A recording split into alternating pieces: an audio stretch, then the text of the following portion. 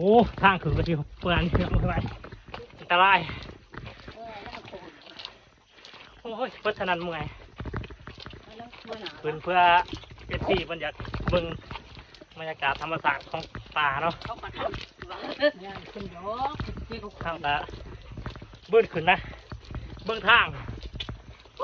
ดูทางล่างเนาะ เจ้าผู้มาเจ้าใครจะหายว่าน้องใช่อะไรเลยแล้วบอกไปทางได้ก็ลำบากพี่น้องเลยคนจะใส่ไม้คำเนาะใส่ไม้ยุ่ได้นะมาอยู่ก็ไม่อยู่นางเจ้าเด้งค่ะเพิ่นขึ้นเลยใครที่เนาะเท่าในตีโดนขึ้นเท่านึงโอ้ตายมีได้ห้อยก็ให้ตีเมื่อยแล้วเนี่ยว่าคือยาเพิ่นไปก่อนหมู่แล้วทุกคนว่าคือยาเพิ่นไปก่อนเดี๋ยวไหนเดี๋ยวหน่อยนึงแล้ววันนี้พวกก็กินแล้วนะทำบริลอยอะไรหาซิปไม่ค่อยเด้อ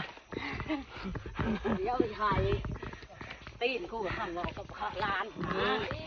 อุ้ยความสุขแล้วเขาลงเมื่อมันง่ายเลยเนาะโอ้เหนื่อยดิไปทางไหนล่ะเขาไปทางใดล่ะจ้าฮะไปลองทางไหน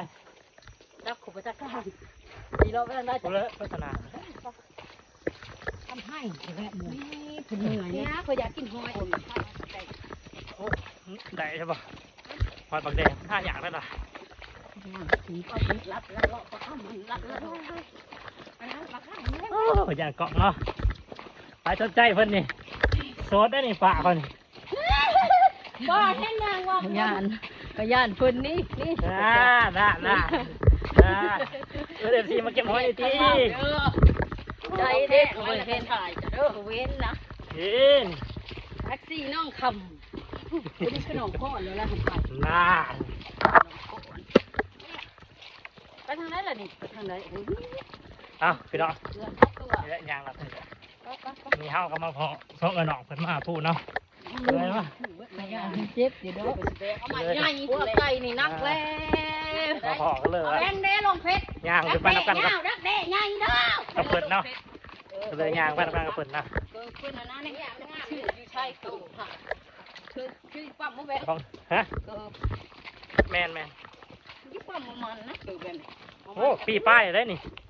ปีป้ายได้นี่เต้นป้ายบอกปีป้ายแล้วว้าวนะแล้วเต้นป้ายคอยจะเอามาได้ถ่ายหายใจเย็นบ่อยู่ลาวตรงนี้คือว่าคือไปหอดพัทยาว่ะไปเที่ยวกันเนาะไปเที่ยวยากาศไปเป็นหน้ามืออื่นเลยแหละนั่นแหละแล้วน้องเขากระต่ออนุดังนุกอินตัว